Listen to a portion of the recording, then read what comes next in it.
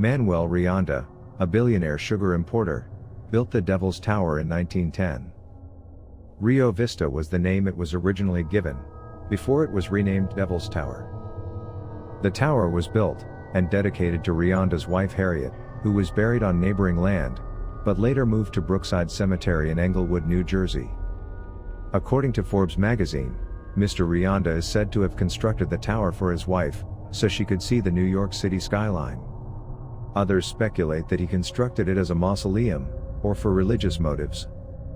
Despite Mrs. Rianda, and later Mr. Rianda's deaths in the mid-19th century, many people believe Harriet Rianda's soul remains at the tower. Manuel's wife, according to local legends, chose to ascend to the top of the tower one evening.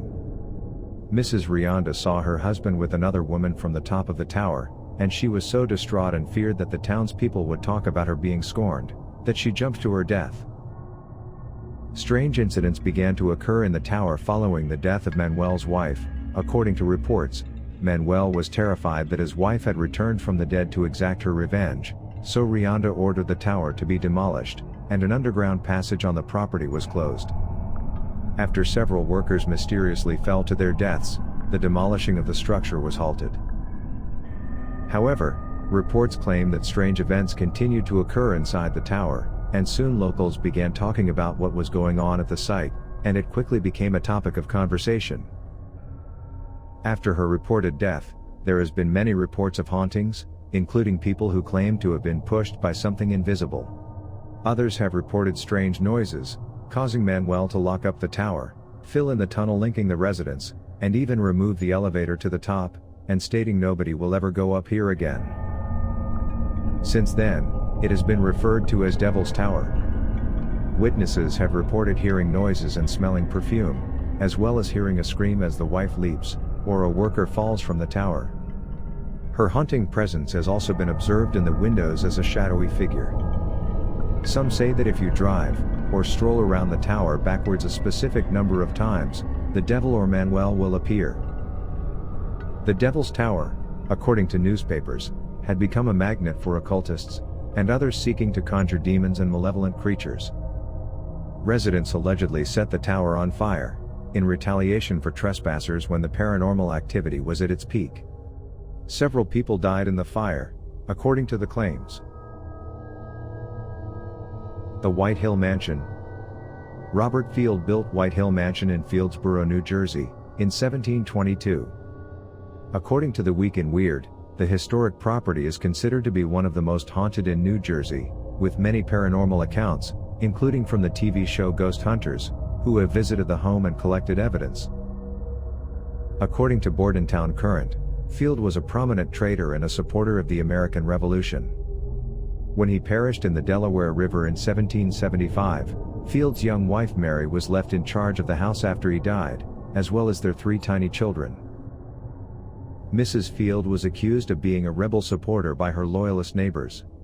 After she dined with American Navy Captain Tom Houston and his officers during the Revolutionary War.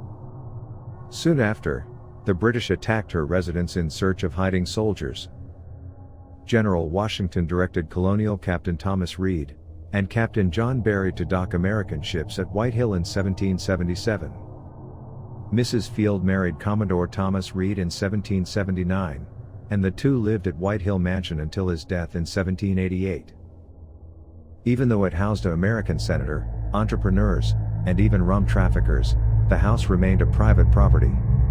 Heinrich and Katrina Glenk renamed it Glenk's Mansion House Restaurant in 1923. For the next 50 years, the restaurant catered to New Jersey's upper class, but not without unusual happenings. The employees and customers have both reported seeing a featureless shadow man, who would appear and then vanish into the darkness. Ghostly talking. Most investigators believe the ghostly talk is coming from the deceased Mr. Glenk, whose voice has been heard originating from the attic space. Also, noises of children playing in the nursery, and footsteps on the stairs in the middle of the night are among the other occurrences.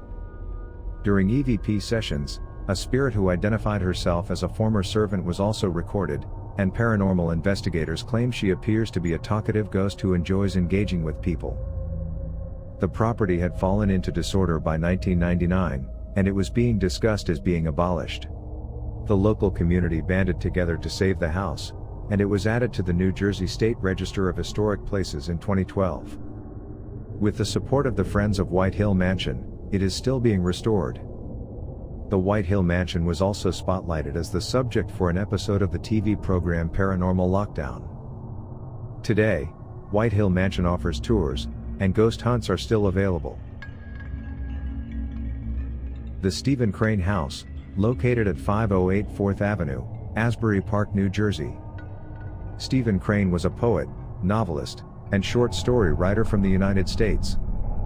He was a prolific artist, who wrote important works in the realist tradition, as well as early instances of American naturalism and impressionism throughout his brief life. Modern reviewers consider him to be one of his generation's most inventive writers. Maggie, A Girl of the Streets, Crane's first novel, was published in 1893, and is widely recognized as the first work of American literary naturalism. He became famous around the world in 1895, for his Civil War novel The Red Badge of Courage, which he authored with little prior knowledge of the subject. The home known as Arbutus Cottage was the official house of young Crane for several years near the end of the 19th century.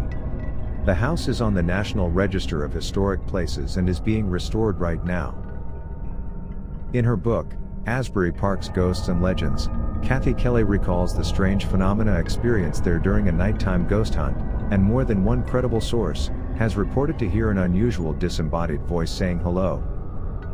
On the first floor, the movie library includes thousands of classic film titles on disc and tape, while on the second floor, the Crane House Library has a collection of writings by, and about Crane, and his contemporaries, as well as being one of the house's most supposedly haunted rooms.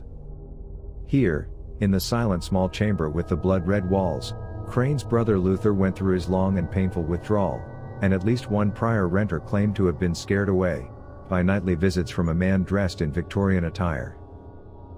The house's third floor, now an unfinished attic and storage area, had previously served as some unpleasant living accommodations for later residents of the fated house, and stories of deaths that occurred there have long circulated. In one of the Crane House's most popular stories, a phantom woman has been seen peeking out the window of the attic tower. Grant Wilson and Jason Hawes of Sci-Fi Channel's Ghost Hunters videotaped what they thought was disembodied singing during a 2010 visit. Visitors should be watchful if they leave a bottle of scotch out in the open, according to the old home's custodian. Sealed bottles, as well as those left in their packaging, have been known to mysteriously empty themselves of their contents. The house is currently undergoing restoration. Singer Bruce Springsteen, and authors Wallace Strobe and Mark Voger, as well as three-time Emmy winner Bryan Cranston of Breaking Bad fame, have all donated funds for some much-needed structural repairs. The Van Wickle House, located at 1289 Easton Avenue in Somerset, New Jersey, was built in 1722 as a wedding present for Everett and Cornelia Van Wickle, by his father Simon Van Wickle, and is located along the Raritan River, at the base of the Delaware and Raritan Canal. It's also known as the Meadows on the National Register of Historic Places. On March 3 in 1757, a terrible event occurred at the residence that was given to the couple as a wedding present, and they both died on the same day. The pair is thought to have died in a fire, according to Rutgers Rarities investigations. After the couple died, they were buried beneath some trees on a neighboring hill. The pair, as well as other spirits, are said to haunt the location. Those who resided in the house after the couple died say they've seen apparitions. A couple, Kay and Ed, had purchased the house and lived in it from 1975 to 1978, renting out the second-floor unit to someone else. They had moved in expecting peace and quiet, but were surprised to find the house filled with unexpected visitors. Kay discovered a pool of water on a chair in the living room, where she had just been seated. When she stood up to retrieve something, the puddle seemed to appear out of nowhere. One time a doily that had been atop a chair flew past her head, and landed on the floor, far across the room, as she walked into the living room. Then in the living room, the couple's dog and cat would sit together, looking up at the ceiling. The dog would be wagging its tail and the cat would be hissing. Kay and Ed had to deal with a variety of daily annoyances, including mysterious self-slamming doors, and a radio that would turn on loudly and inexplicably in the middle of the night.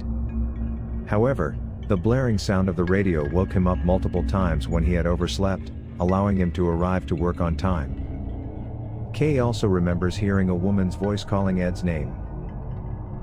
Ed woke up one morning to see 5 hazy apparitions in front of him, after shouting to the unseen entities that if they didn't stop, he would burn down the house. 2 of them stood at the foot of the bed, while the other 3 sat on it. Then they all glided into the bathroom at the same time, and vanished. In 1978, another couple, Matt and Leslie, moved in to be the caretakers and curators of this historic estate that was now owned by Franklin Township. Immediately, annoyances and strange occurrences began. Their sleep would be disrupted after they moved in by a loud door knocker on the front door that would knock on its own. Various items and objects in the house would vanish, or reappear elsewhere. When the couple left a room or went outside, the lights would switch off on their own. Both of them also would regularly hear strange noises in the attic. An icy, unseen hand would softly stroke Matt's shoulder while he was working on a conduit beneath the home, as if to warn him to be careful. Leslie awoke to discover a middle-aged lady spirit, dressed in period clothing, standing at the foot of the bed on 2 separate occasions. The couple was not afraid of her since they believed she was a kind spirit who was there to protect them. In 1979, Harry, a new caretaker, moved into the upper unit that Matt had restored. Harry was jolted awake one night by the blood-curdling, agonized cry of a tortured soul coming from beneath the kitchen window. The next morning, Harry discovered a broken potted plant on the kitchen windowsill in the center of the floor. Harry heard the same terrifying scream again in 1980.